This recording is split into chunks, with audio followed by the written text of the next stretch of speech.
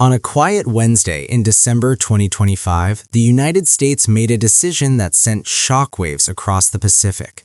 $11.1 billion, the largest arms deal in Taiwan's history. And China's response? A warning that America would bring fire upon itself. What just happened, and why could this single decision reshape the entire balance of power in Asia? Stay with me, because this story is bigger than you think. Let's set the stage. Taiwan, a small island 110 miles off China's coast, 23 million people living in one of the world's most advanced democracies. But here's the problem. Beijing considers Taiwan a breakaway province that must be reunified with the mainland by force if necessary. For decades, the United States has walked a diplomatic tightrope.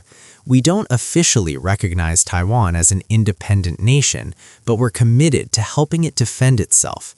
It's called a strategic ambiguity, and it's kept an uneasy peace across the Taiwan Strait for more than 70 years. But that peace is looking fragile. Chinese President Xi Jinping has made reunification with Taiwan a cornerstone of his legacy. Military drills around the island have become routine. Airplanes cross the median line of the strait almost daily, and Taiwan's new president, Lai Ching-te, has taken a firmer stance on independence than his predecessors. The pressure is building, and that brings us to Wednesday's announcement. The U.S. State Department just approved a potential arms sale to Taiwan worth $11.1 billion. Let me repeat that, $11 billion. The largest single package ever offered to the island. So what's actually in this deal? First up, HIMARS, High Mobility Artillery Rocket Systems. These are the same weapons that have been absolutely devastating Russian forces in Ukraine. Mobile launchers that can fire precision-guided rockets from up to 50 miles away, then relocate before the enemy can strike back. Taiwan is buying these systems for up to $4 billion. Then there are self-propelled howitzers, another $4 billion worth. These are mobile artillery pieces that can provide heavy firepower while staying on the move. Add in advanced Altius drones for reconnaissance and strikes, tactical software for coordinating unmanned systems, and spare parts for helicopters and missile systems. It's a complete modernization package. But here's what makes this significant. This isn't about helping Taiwan fight a conventional war against China.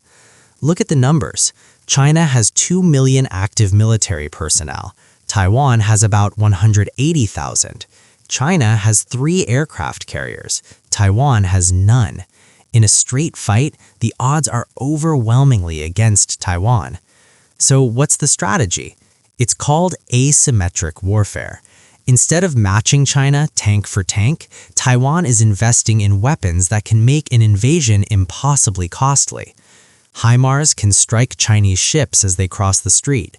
Drones can hunt supply convoys. Mobile artillery can hit landing beaches and then vanish before Chinese forces can respond. The goal isn't to win a war, it's to make sure that war never happens because the cost would be too high.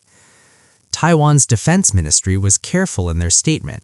They thanked the U.S. for helping them maintain sufficient self-defense capabilities and build deterrent power through asymmetric warfare advantages. That's diplomatic language for we're not looking for a fight, but if China forces one, we're going to make it hurt.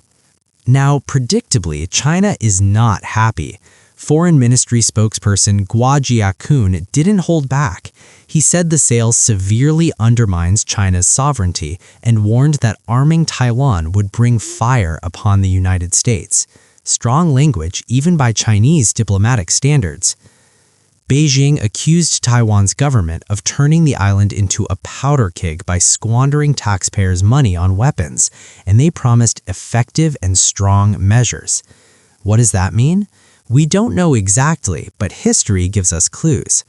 After previous arms sales, China has responded with military drills, economic pressure, and diplomatic isolation campaigns. They might increase the frequency of air and naval patrols around Taiwan. They could impose economic sanctions on American defense contractors involved in the sale, or they might target Taiwan's remaining diplomatic allies, pressuring them to switch recognition to Beijing. The response will come. It's just a question of when and how severe. So why does this matter beyond Taiwan? 3 reasons. First, timing. This is the second major arms package from the Trump administration in just 2 months. In November, they approved $1.3 billion in air defense systems and F-16 parts.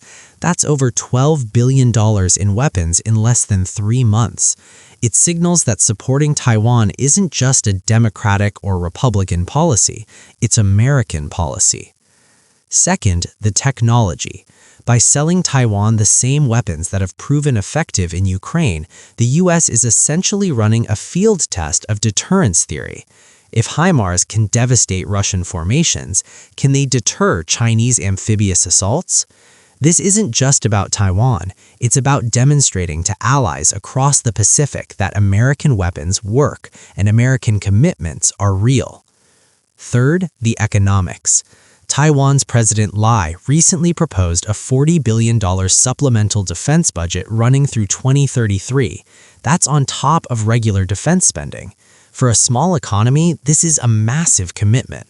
Opposition lawmakers have put a hold on parts of the spending plan, but the message is clear. Taiwan is preparing for the long haul. An $11 billion arms sale, the largest in Taiwan's history. On paper, it's about rockets, drones, and artillery, but really it's about something much bigger. A message that democracies will defend each other, that aggression has consequences, and not the balance of power in Asia isn't written in stone. China will respond, Taiwan will continue to arm itself, and the United States will keep walking that tightrope between supporting an ally and managing a superpower rivalry. Whether this deal prevents a war or accelerates tensions toward one, that's the question that will define the next decade in the Pacific. Thanks for watching. If you found this valuable, hit that subscribe button. There's a lot more to cover on this story, and I'll be tracking every development. Stay sharp out there.